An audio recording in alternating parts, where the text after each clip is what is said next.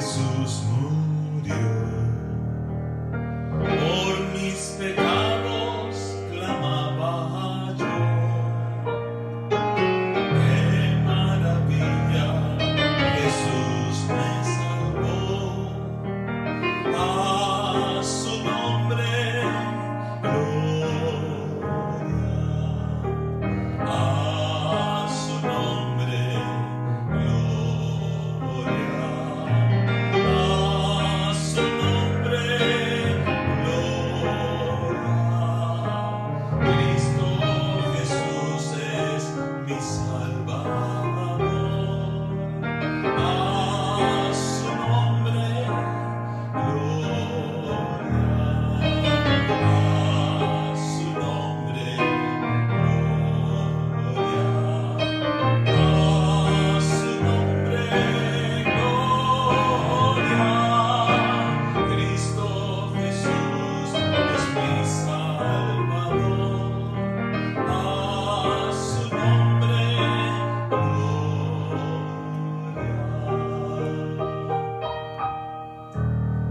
Muy buenas tardes, queridos hermanos y amigos del Ministerio Arca de Gracia. Soy el pastor Joel Díaz de la Paz y les estoy saludando desde mi casa, y para tu casa es este mensaje. Y con mucho gusto y con mucho placer nos reunimos como cada tarde de sábado para adorar y glorificar el nombre de nuestro Dios. La Biblia enseña durante todas las escrituras que el sábado fue el día que el Señor reposó, bendijo y santificó. ¿Cuál es el propósito del sábado? ¿Que estemos en un lugar sentados, castigados, sin hacer nada? No. El propósito del sábado será reposo para Jehová tu Dios. O sea, voy a descansar de mi trabajo y voy a hacer ese día el trabajo de Dios. ¿Cuál es el trabajo que hacía Cristo estando en la tierra?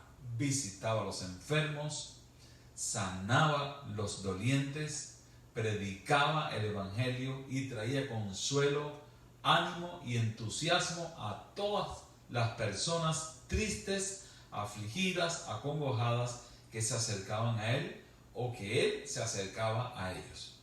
En muchos momentos Cristo mostró su placer en la obra que hacía al decir: el Hijo del Hombre vino a buscar y a salvar lo que se había perdido.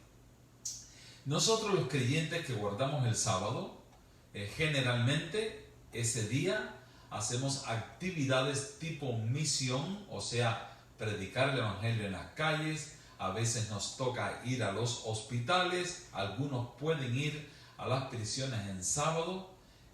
A veces se puede ayudar a personas que no pueden valerse y hacerle una obra caritativa, quizá haciéndole un cocimiento, haciéndole una comidita a una persona que está enferma. Es un día que trabajamos para el Señor, no estamos de panzones en casa, no, porque eso sería violar el sábado también. Queremos que el sábado sea un día de gozo, de alegría, de comunión, y que todo el tiempo estemos en conciencia de que estamos gastando horas sagradas, horas santas, y que el propósito es acercar al hombre a Dios para que tenga un conocimiento más amplio de la misericordia divina. Hoy vamos a comenzar nuestro servicio y hemos estado recordando esta antigua canción o este tradicional cristiano que habla acerca de la cruz de Cristo, donde nosotros encontramos vida eterna, vida en abundancia. Lamentablemente la escena de la cruz es una escena dolorosa, es triste, y esa escena de la cruz fue tipificada, fue ejemplificada en el Antiguo Testamento, cuando cada familia una vez por semana debía sacrificar un animalito como expiación por los pecados de esa familia. Y allí se llevaba al santuario, se sacrificaba este animalito, y entonces todos los pecados que se hubiesen cometido en esa casa, que fueron confesados por el padre de familia sobre la cabeza del animal representaba la inocencia de Cristo, que cargó sobre sí mismo los pecados de toda la humanidad. Cristo gimió de dolor en la cruz, y su más grande pavor y tristeza fue cuando él gritó: Padre mío, ¿por qué me has desamparado? Lo que pasa es que Cristo estaba muriendo la muerte eterna. Él estaba pagando nuestra culpa, nuestras consecuencias. Él las estaba cargando en la cruz, siendo completamente inocente. Por eso esta canción es muy linda. Dice: a su nombre, gloria. ¿Puedes cantar conmigo? A su nombre, gloria. Cristo Jesús es mi Salvador. A su nombre, gloria. A su nombre, gloria. A su nombre, gloria. Cristo Jesús es mi Salvador. A su nombre, gloria. Es muy triste pasar por la vida cristiana, visitar una iglesia, formar parte de una congregación. Sin embargo, sentimos cada vez que salimos del culto, del servicio, de las alabanzas, de todo el espectáculo que se realiza allí con buenos propósitos, que no hemos aprendido nada, que salimos igual, sentimos la misma envidia, las mismas molestias, las mismas tendencias pecaminosas, y es muy triste pasar años y años en la iglesia siendo la misma persona, o sea, recibiendo la palabra de Dios, teniendo una experiencia aparentemente en comunión con los hermanos, pero regresamos a casa con la misma mochila pesada de nuestros pecados, de nuestros caprichos, de nuestras tendencias y de nuestros problemas, que muchos nos los hemos buscado nosotros mismos. Lo importante es que cuando vayamos a la iglesia, hay un texto que dice: cuando vayas a la casa de Dios, acércate más para oír que para ofrecer el sacrificio de los necios que no saben que están haciendo mal. ¿Será que algunos de nosotros hemos estado yendo a la iglesia por años y cosechando los mismos resultados de nuestra vida porque no hemos permitido que el Evangelio de Jesucristo penetre en nuestros corazones? Sabemos perfectamente que el crecimiento cristiano no se produce al ir a la iglesia. Yo creo que van a la iglesia las personas que están felices con Cristo, las personas que están bien con el Señor. A veces hemos visto hermanos que no están en la iglesia a gusto, se sienten incómodos, y finalmente estas personas abandonan la fe, se separan de la iglesia y nunca más regresan. ¿Dónde está el secreto? ¿Dónde está el problema realmente? Es que en su vida privada no tuvieron una comunión personal, no dedicaban tiempo a orar, nunca pudieron leer la Biblia en casa, nunca pudieron pasar un tiempo con Jesús, y llega el momento en que ir a la iglesia se hace pesado, incómodo, molesto. Comienzas a ver los defectos de las personas que están allí y los vas a encontrar de sobra, pero el espíritu que te está moviendo en la congregación no es el mismo.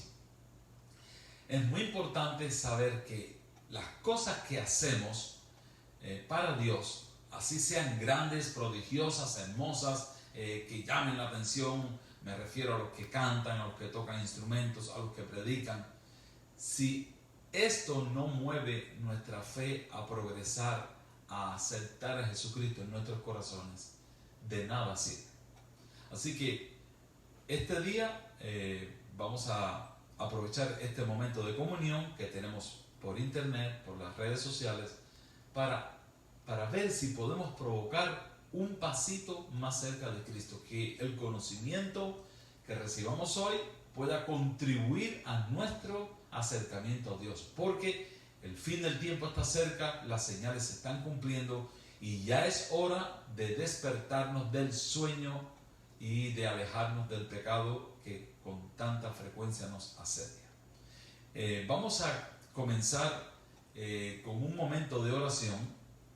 Voy a tocar unos acordes para que cada quien pueda orar y buscar al Señor, encomendar su alma a Cristo, y que este sábado, que es un día de adoración establecido por Dios, podamos tener una comunión sincera con el Señor, a pesar de la distancia de las iglesias y de los lugares donde tenemos amigos, que podamos tener una experiencia este santo sábado con el Señor.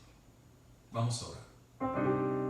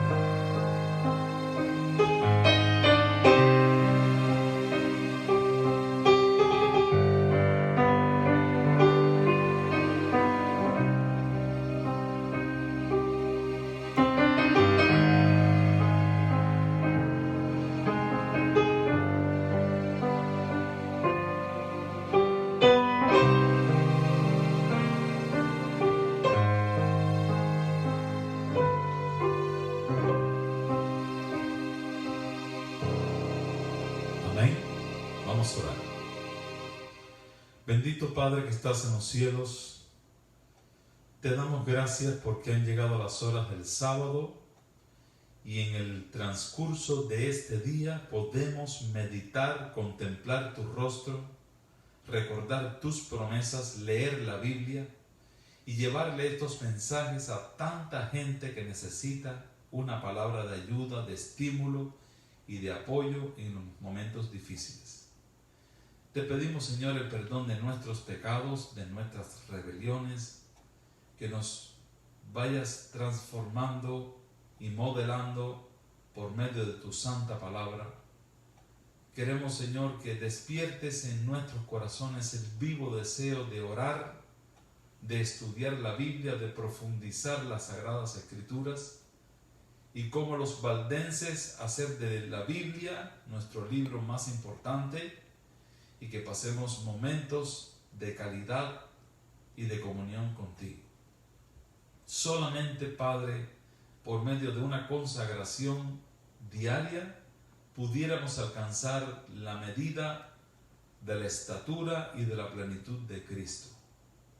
Estamos orando por nuestra iglesia Arca de Gracia, por sus jóvenes, por los menores y niños, por el liderazgo de la iglesia y por el desarrollo espiritual que nos permita salir, buscar al perdido y traerlo con amor a los pies de Cristo.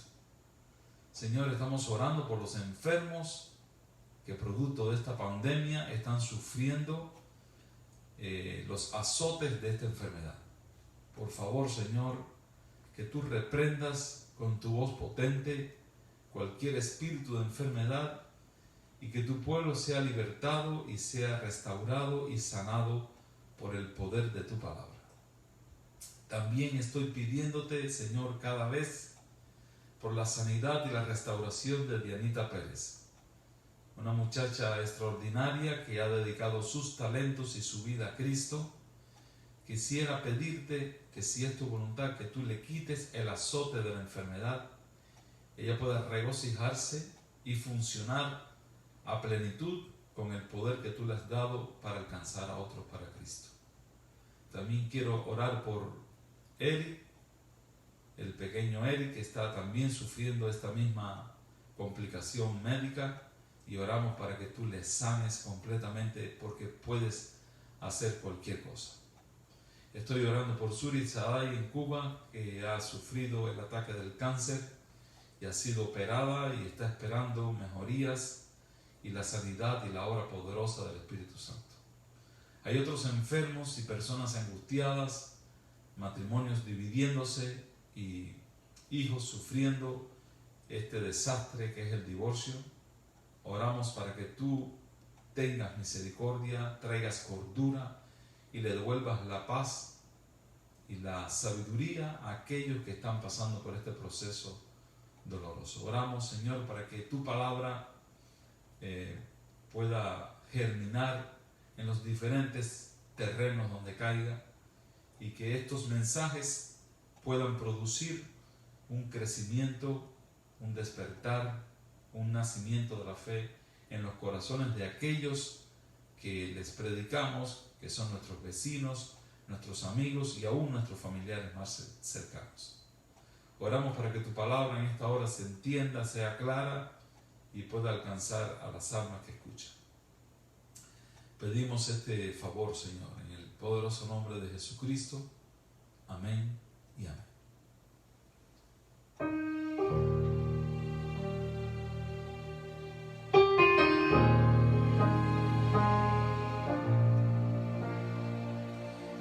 Perdido fui a mí Jesús y Él dio mi condición.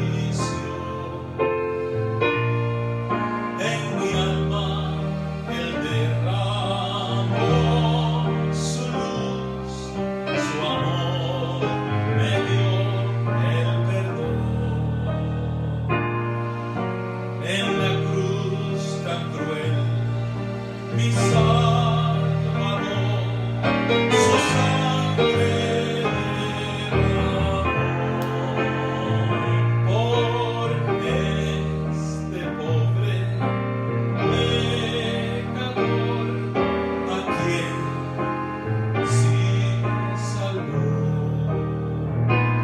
En la cruz, lo primero vi una luz y las manchas de mi alma yo lavé.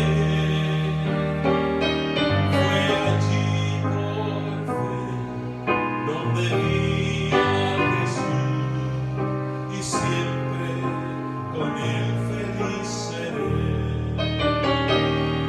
Fue allí por fe donde vi a Jesús y siempre feliz con Él seré. En la cruz, lo primero vi una luz y las manchas de mi alma yo lavé. Fue allí por fe donde vi a Jesús y siempre feliz con Él seré.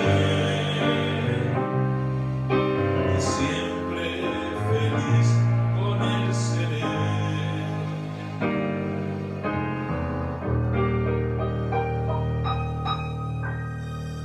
A veces el enemigo se aprovecha de las consecuencias de nuestros pecados, cosa que Dios no siempre ha prometido quitar, las consecuencias del pecado.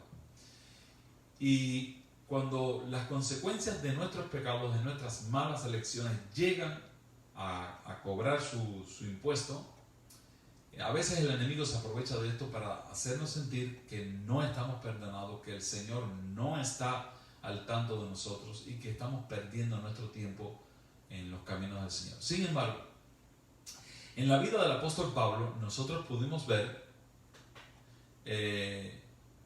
cómo él mantuvo una secuela en su vista, una molestia en sus ojos, producto de aquel impacto de luz que recibió en el camino de Damasco. Y aunque él le pidió varias veces al Señor que le quitara esa molestia, el Señor le dijo: sabes, Pablo, bástate mi gracia. A veces las consecuencias del pecado, estas secuelas que nos quedan en nuestra vida, nos mantienen con la vista al frente y el paso doble. Me refiero a que estas consecuencias a veces nos mantienen a nosotros atendiendo a Cristo, nos recuerdan los momentos en que estuvimos sin el Señor, nos recuerdan los momentos en que fuimos rebeldes a la palabra de Dios y nos mantienen por la rayita del medio. Y creo que Dios tiene mucha misericordia y mucha compasión, no le gusta vernos sufrir, pero hay algunos sufrimientos que los provocamos nosotros y el Señor permite esas cosas a veces por nuestro bien. Y si tú estás sufriendo la secuela de una enfermedad, si tú estás sufriendo la secuela de una mala acción, de un mal comportamiento en el pasado, te sientes angustiado, estás triste, no vayas a pensar ni caer en la tentación de creer que Dios a ti no te atiende, no te escucha, no te quiere. No, es que tú estás en un proceso, yo estoy en un proceso de purificación por medio del fuego. Y las pruebas y las dificultades nos van purificando y nos van acercando más al Señor. Dice el apóstol Santiago, sorprendentemente, siéntanse gozosos, siéntanse bienaventurados cuando se encuentren en diversas pruebas. No piensen que alguna cosa extraña está sucediendo, sino que Dios sabe lo que está haciendo, en otras palabras. Quiere decir que aun cuando estemos pasando por el fuego de la prueba y por las dificultades, debemos creer que Dios está trabajando en el horno de la purificación, porque Dios es santo. Solamente personas santas vivirán un día en la presencia de Dios. Hemos estado estudiando el capítulo 20 de Apocalipsis, un capítulo extraordinario con muchos símbolos, con muchas y diversas enseñanzas para nuestro bien.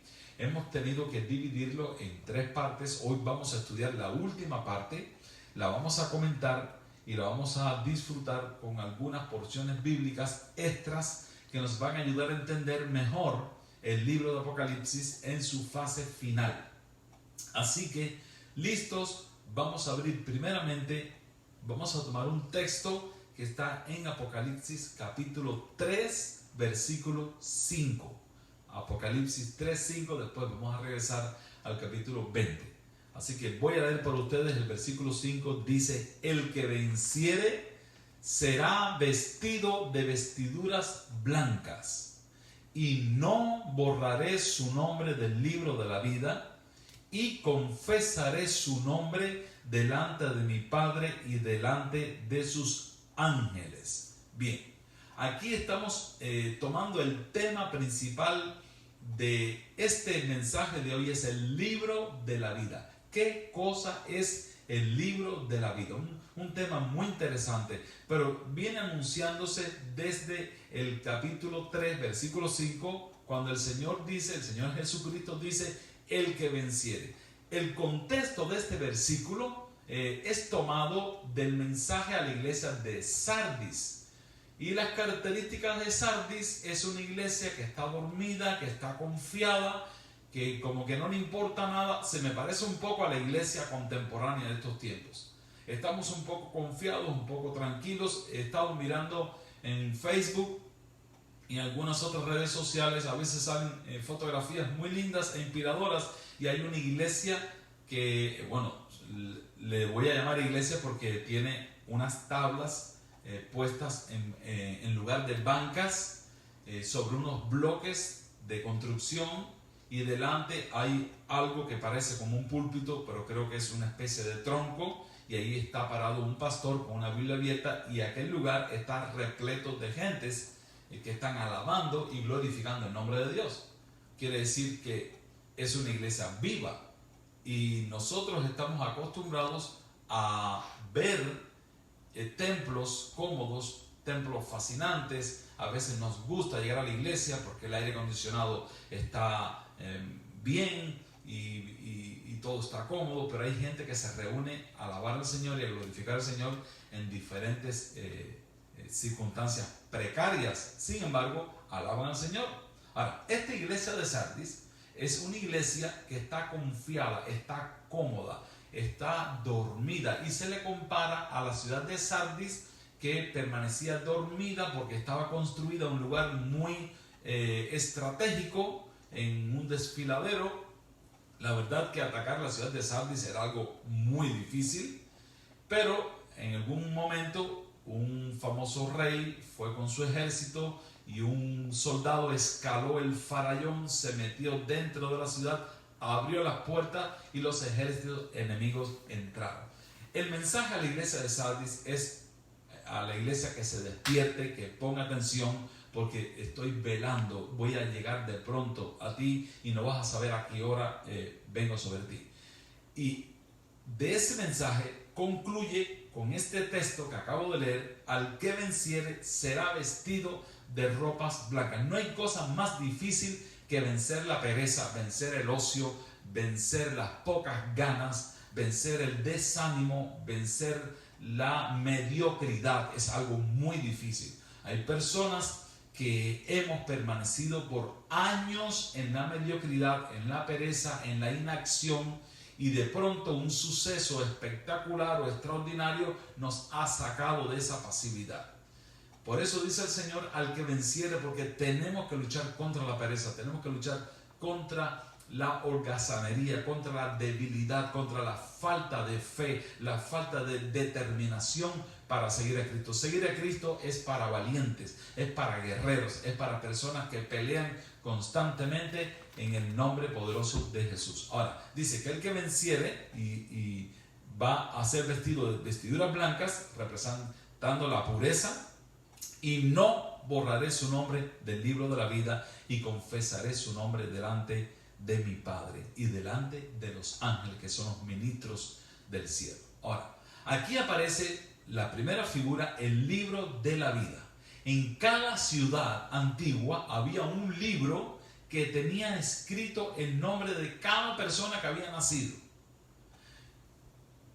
Y si una persona estaba escrita ahí, podía mudarse, podía estar fuera de la ciudad años. El día que regresara, decía en la puerta: mi nombre es fulano de tal y estoy escrito en el libro de esta ciudad, y se verificaba y se le dejaba entrar. Así que el Señor está tomando esta figura. Obviamente yo estoy plenamente convencido que Dios no necesita ningún libro para saber quiénes somos, dónde estamos y qué hemos hecho con la sangre de Cristo. Él es el libro, Él es la fuente de sabiduría. Sus pensamientos son tan distantes de nuestros pensamientos como el cielo de la tierra. Pero es la simbología, es la terminología que usa la palabra de Dios para que entendamos cómo funciona el gobierno celestial para con nosotros. Y dice que si hay una persona que pelea y vence, Él no va a borrar el nombre del libro de la vida. ¿Cómo se borra un nombre del libro de la vida? Toda persona que ha nacido, toda persona creada, toda persona consciente, inteligente,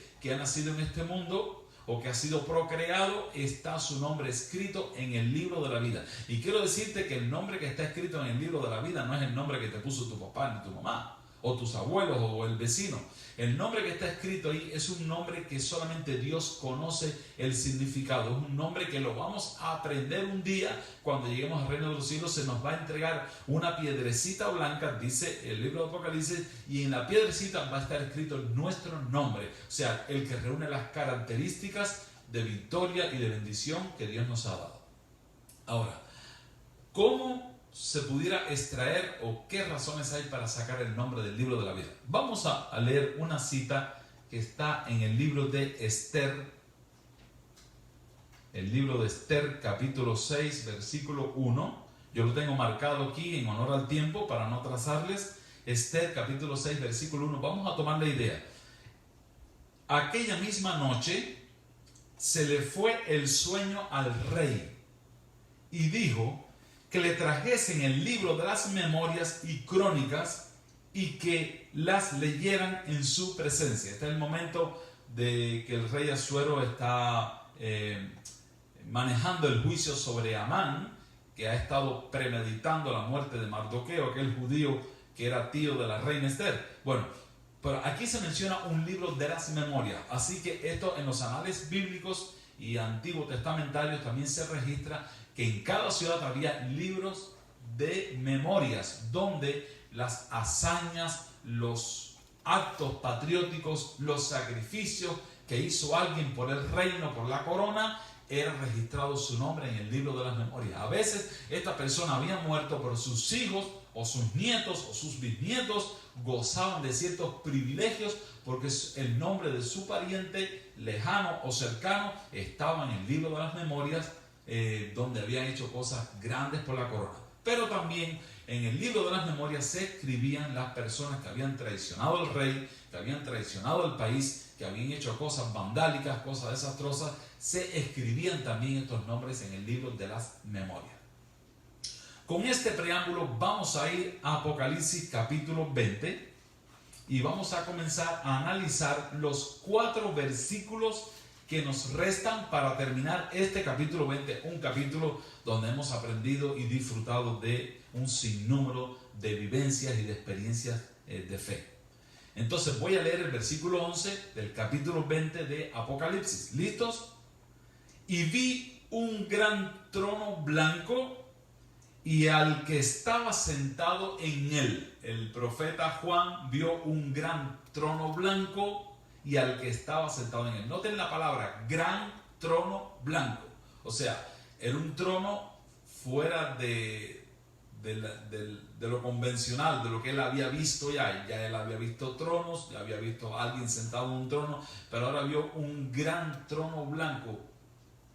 Dice este término de la pureza, de la santidad y de la sabiduría que hay que recibir desde este trono. Él vio un gran trono blanco y también vio al que estaba sentado en él, de delante del cual huyeron la tierra, el cielo y ningún lugar se encontró para ellos. Quiere decir, la majestad, la santidad, la grandeza, el poder, la omnipotencia del que está sentado en ese trono es tal que si él se parase delante de la tierra se haría pedazos. Algunas personas hemos mal identificado y mal entendido el nombre de Dios. Algunos profanan el nombre de Dios, otros se burlan del nombre de Dios. Sin embargo, de toda palabra ociosa, de cada acción descabellada y fuera de ética y de respeto, vamos a tener que dar cuenta el día del juicio. Hay personas que, a veces, amigos que me han querido hacer un chiste, un cuento, y en el cuento veo que va involucrado el nombre de Dios, y yo le digo, para, no lo digas, porque no dará por inocente Jehová al que tomare su nombre en vano. Tercer mandamiento de la ley de Dios. Si tú vas a hacer un cacho, un cuento, un chiste que tenga el nombre de Dios, mejor cierra la boca, porque el que está sentado en el trono, si clama, profiere una palabra contra un planeta entero, se hace pedazos y no se puede resistir. Eso es para que nosotros sepamos que este que está sentado en el trono va a comenzar el juicio final retributivo de todo el universo. Así que lo que estamos viendo aquí es un personaje que es todo justicia, todo santidad, todo poder y toda magnificencia. Esa es la grandeza que tiene el trono de Dios, y todo parece indicar que esta figura gráfica y clara, esta visión, representa la solemnidad del Padre. Aunque el Padre y el Hijo son una misma cosa, pero en este caso, cada vez que en Apocalipsis se menciona uno sentado, muy bien pudiera ser el Padre, porque no hay otro nombre para describirlo. ¿Por qué? El Padre no fue humanizado. Nosotros podemos hablar de Cristo, conocer a Cristo y entender a Cristo, porque Él se hizo uno con nosotros. Él nació de una virgen, vivió una vida sin pecado, pero en la humanidad. Sin embargo, el Padre no ha sido revelado. No sabemos cómo es. Y cuando la Biblia se refiere a Él, se refiere como uno sentado, y la descripción es algo extraordinario. Dice el versículo 12, y vi a los muertos, grandes y pequeños, de pie ante Dios, y los libros fueron abiertos. Noten que aquí menciona los libros. Yo me estoy pensando que están los libros de las memorias y los libros de la vida, o el libro de la vida y el libro de las memorias, igual es plural. Así que sabemos que Dios no necesita libros, pero el relato bíblico presenta el libro de la vida, un lugar donde están registrados todos aquellos que han nacido alguna vez, y el libro de las memorias son nuestras acciones durante toda nuestra vida. De ahí a la importancia de cada noche arrodillarnos, confesar nuestros pecados, pedir perdón al Señor, porque el libro de las memorias es muy importante que esté limpiecito.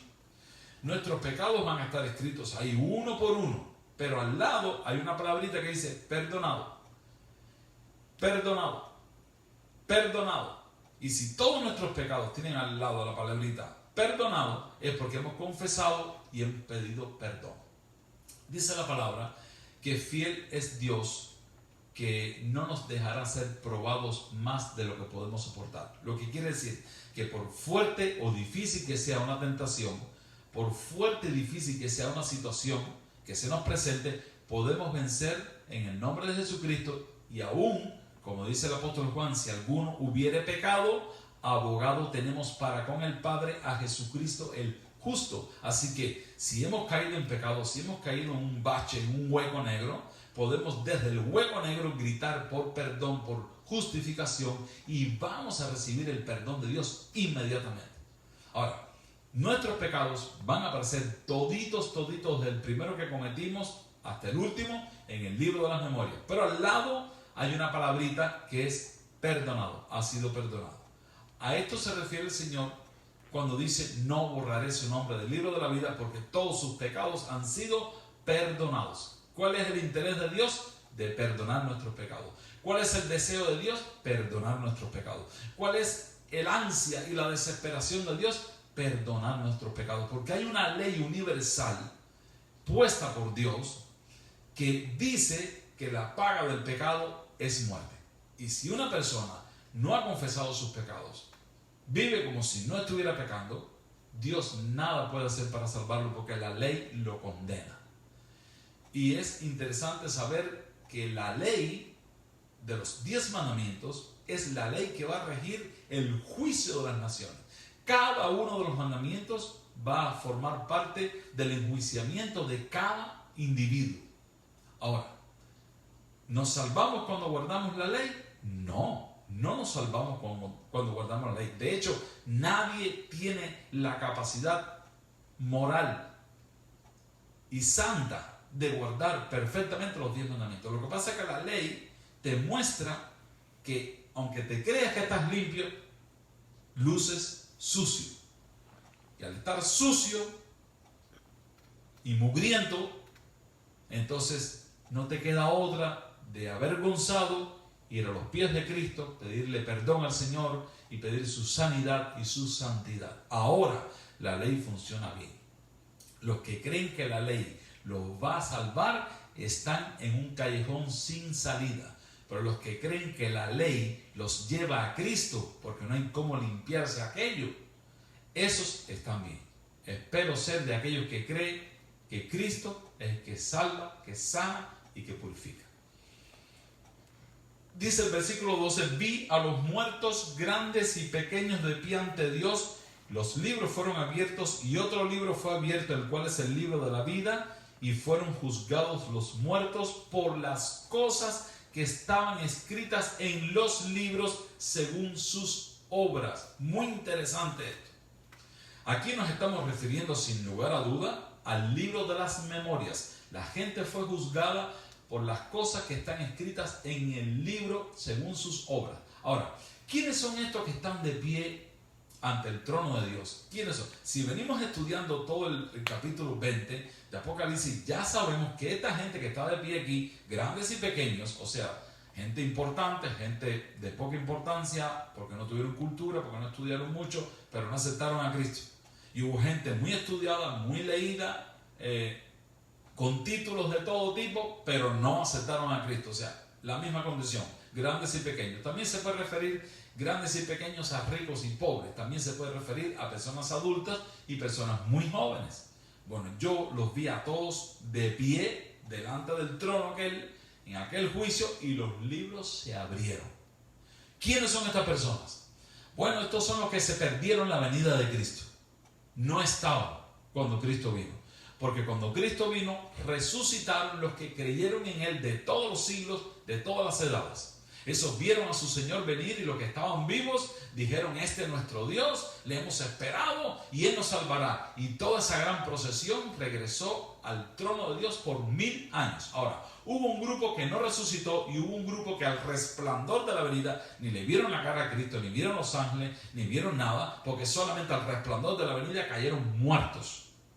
Ese grupo que cayó muerto y los que se quedaron muertos, que no vieron la venida de Cristo, ahora resucitan para la gran sentencia universal. Y están de pie y los libros fueron abiertos. O sea, no hay ningún espíritu, no hay ninguna emoción, no hay ninguna ira de parte del fiscal, ni de parte del juez, ni nada. O sea, sencillamente los libros son abiertos y se va a leer ahí lo que tú hiciste con tu vida, lo que yo hice con mi vida. Eso es lo que se va a leer.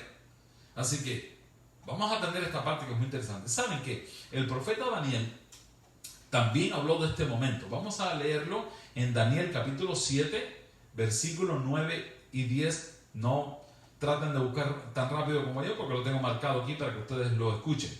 Dice Daniel 7, 9 y 10. Dice: estuve mirando, una visión del profeta Daniel, hasta que fueron puestos tronos y se sentó un anciano de días. O sea, una parábola, una simbología sobre la presencia de Dios. Un anciano de días cuyo vestido era blanco como la nieve. Allá el profeta Juan ve el trono blanco y aquí ve que la ropa del que está sentado también es blanca como la nieve, representando la pureza, la santidad, la dignidad única de Dios. Y el pelo de su cabeza como lana limpia.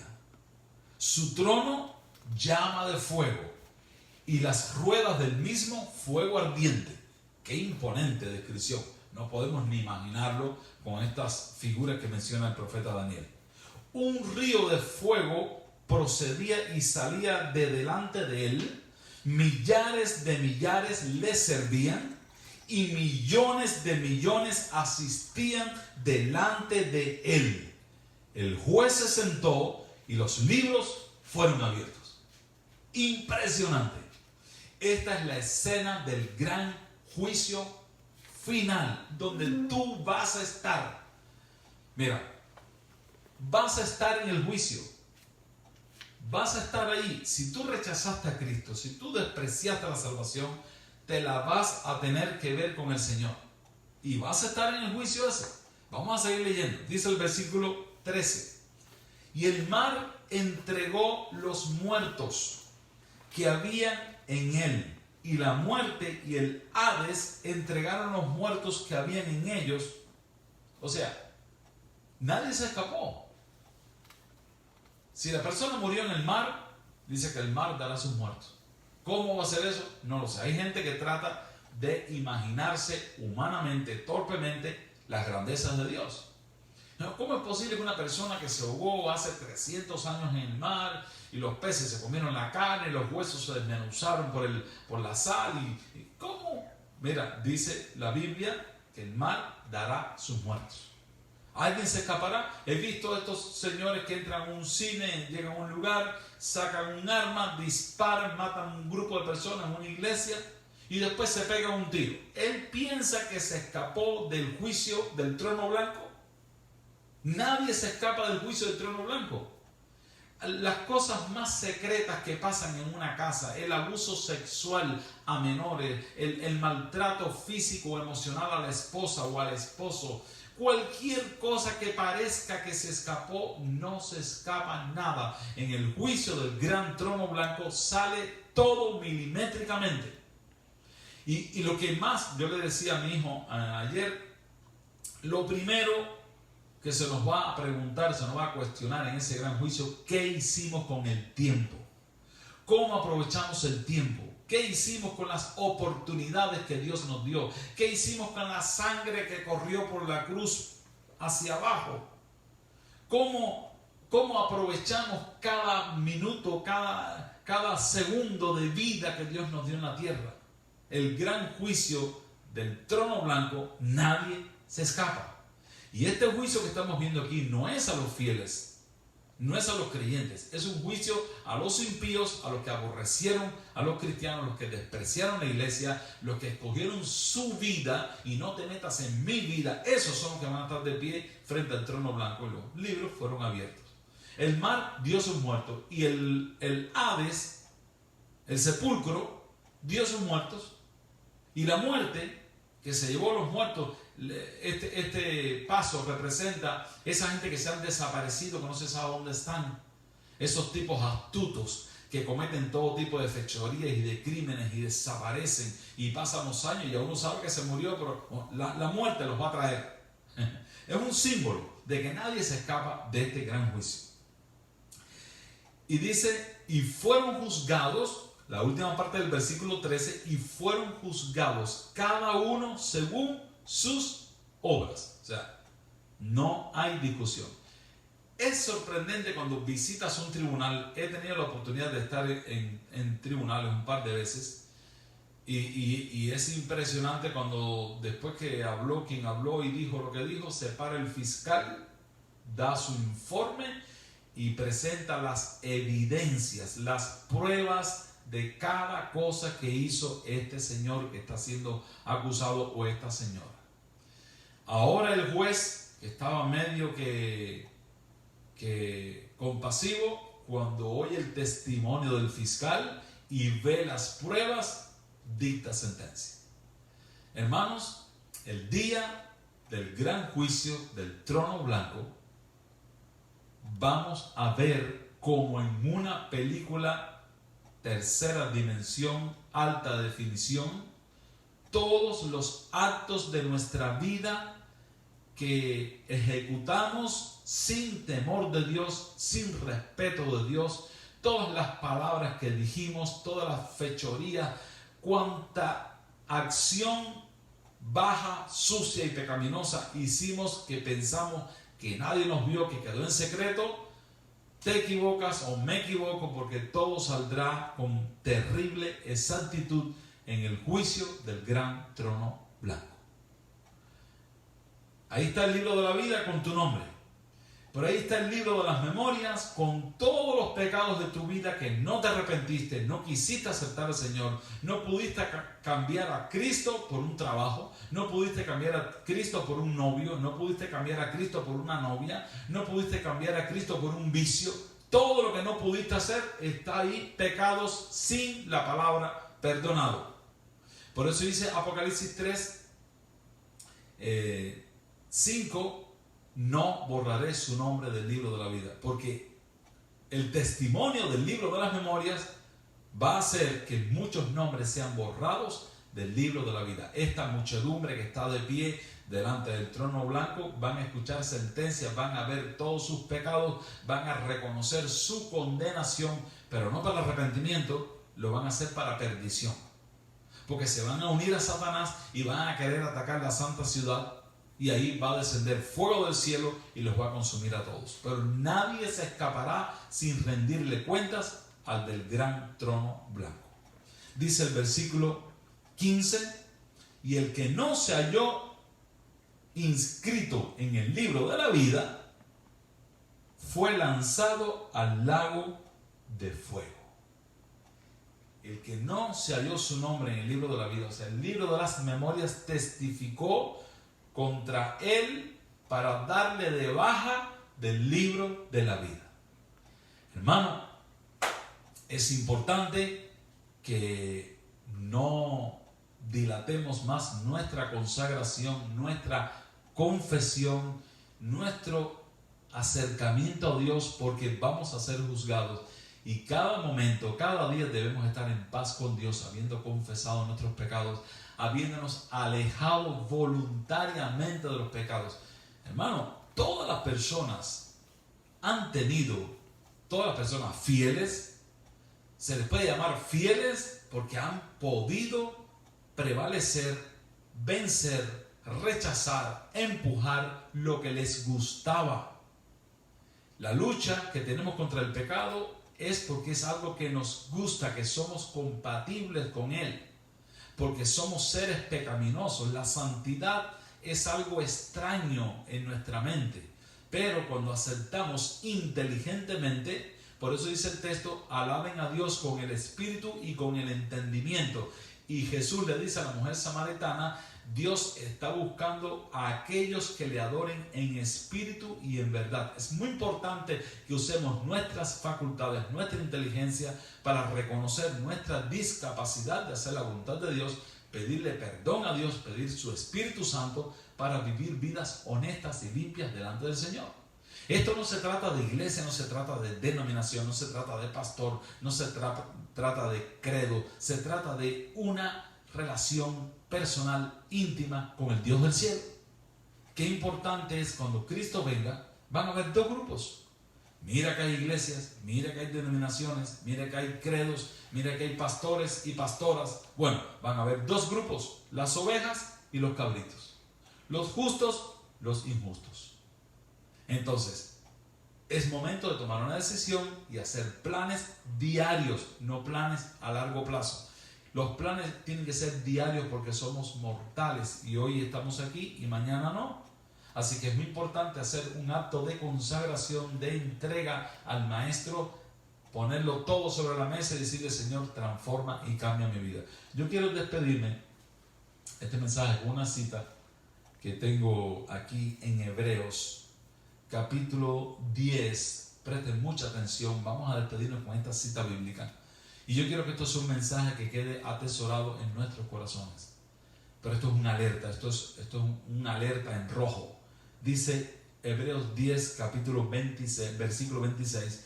Porque si pecaremos voluntariamente, después de haber recibido el conocimiento de la verdad, ya no queda más sacrificio por los pecados.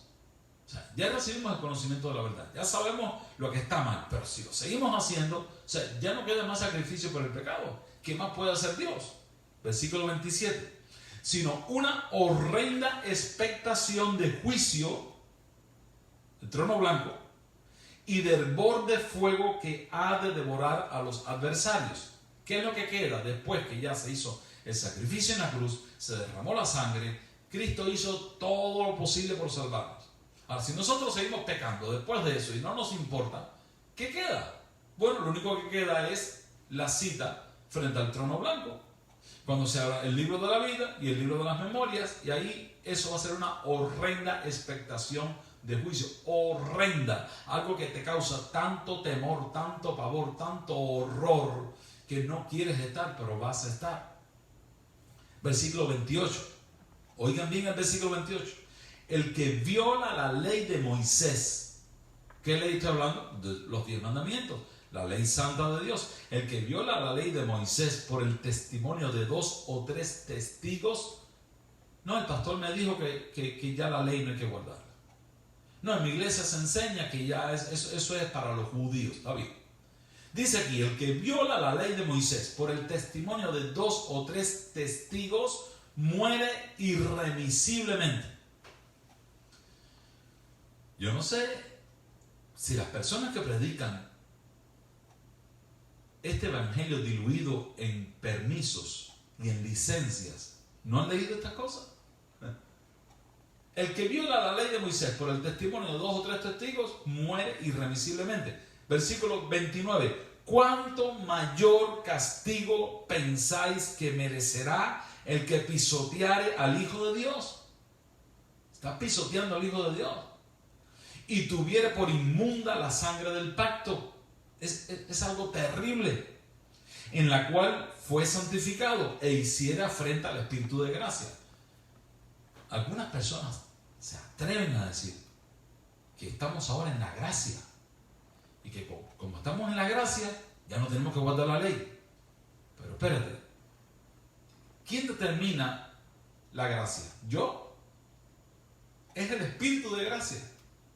Cuando yo acepto a Cristo como mi Salvador, reconozco que soy un pecador porque no me gusta la ley, y porque por lo menos hay 2 o 3 mandamientos que me caen súper mal y me caen gordos.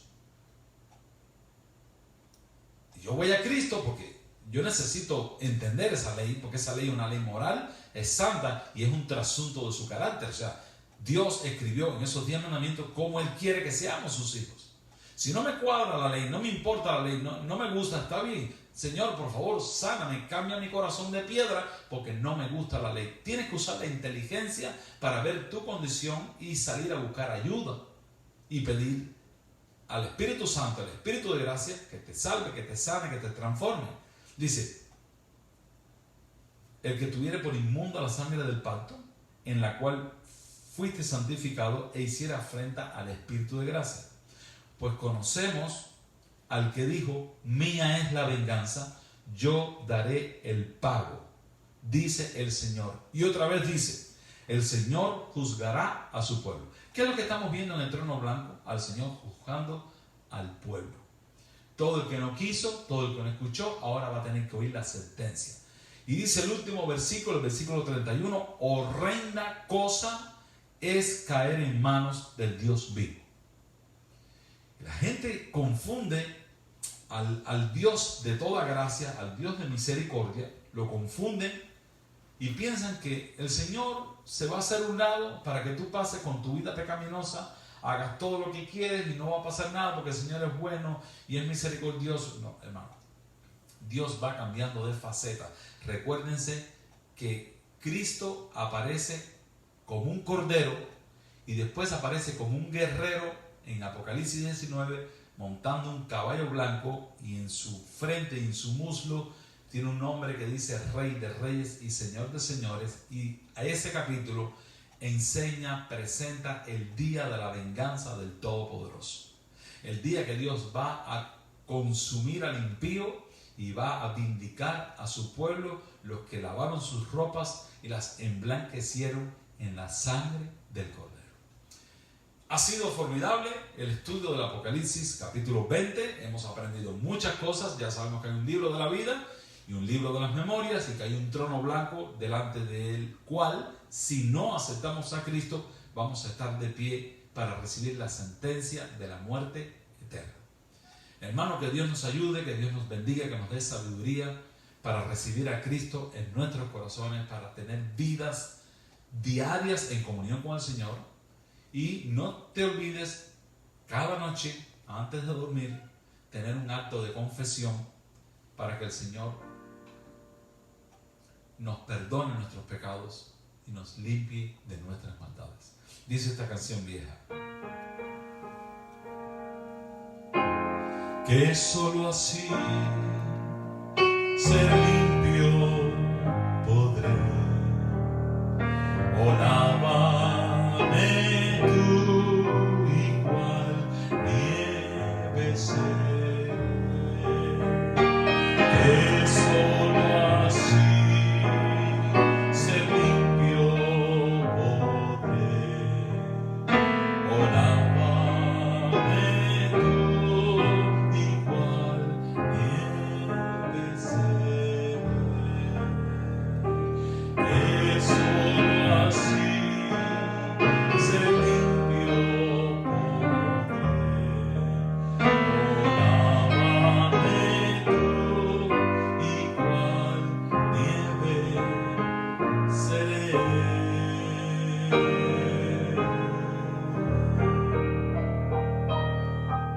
Oramos.